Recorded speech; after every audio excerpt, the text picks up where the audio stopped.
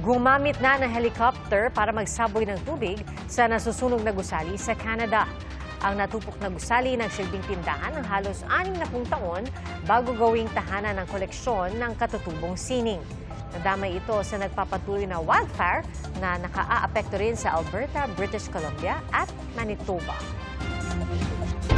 Idinaos ang ika-4 na Bamboos Forum o pagtitipon ng local at international experts sa paggamit ng bamboo o kawayan sa panguna ng Base Bahay Foundation.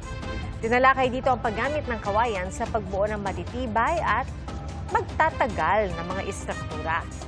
Pinag-aaralan din nila ang pagbuo ng national guidelines sa paggamit ng kawayan sa construction industry at kung paano maisasama ang kawayan sa National Structural Code of the Philippines.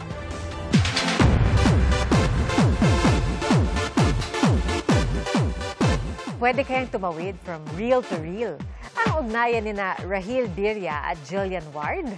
Hilig po ang hatid sa fans ng kanilang tambalan sa mga batang riles at mas lumalim daw ang kanilang pakikitungo sa isa't isa. Parating araw silang looking forward na magkasabay ang schedule. Sa taping, nasasabi na raw nila sa isa't isa ang mga dating hindi masabi noon. Ang nasabi ko sa kanya is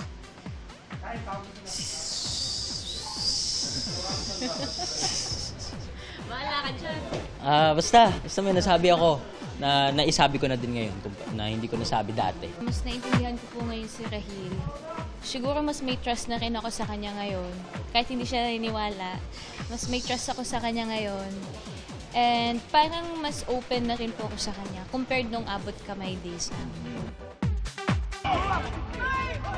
Nataranta at nagmadaling makaalis ang mga turistang yan ilang sandali bago tuluyang tumaob ang sinasakyan nilang ferry sa Indonesia. Ang iba po sa kanila dumaan sa mga bintana habang pinapasok na ng tubig ang ferry na hinagupit ng malaking alon. Dali-dali rin lumapit ang mga residente sakay ang kanilang mga bangka para tumulong sa rescue operations.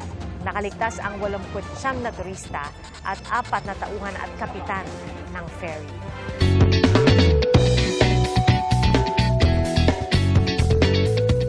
Nahulikam ang masayang tagpo sa kalsada, ang larong Bring Me, ginamitan ng CCTV. Bring Me! 25 pieces! Daw ng ibig! Ang kwento ng content creator na si Pocolot, napansin niya noon na curious ang mga bata sa paggalaw ng CCTV sa labas ng kanyang bahay. Manok! What? Manok! Manok! Manok! Manok! Bye! Kwelaman ang reaksyon ng mga bata. Minsan, niluluto raw nila at pinagsasaluhan ang ibang pinadadala sa kanila ni Pocolot. At minsan kasali pa ang kanilang mga magulang. Simple man ang mga papremyo, masayang pampalipas oras na rin daw ito para sa mga bata bago magbalik eskwela.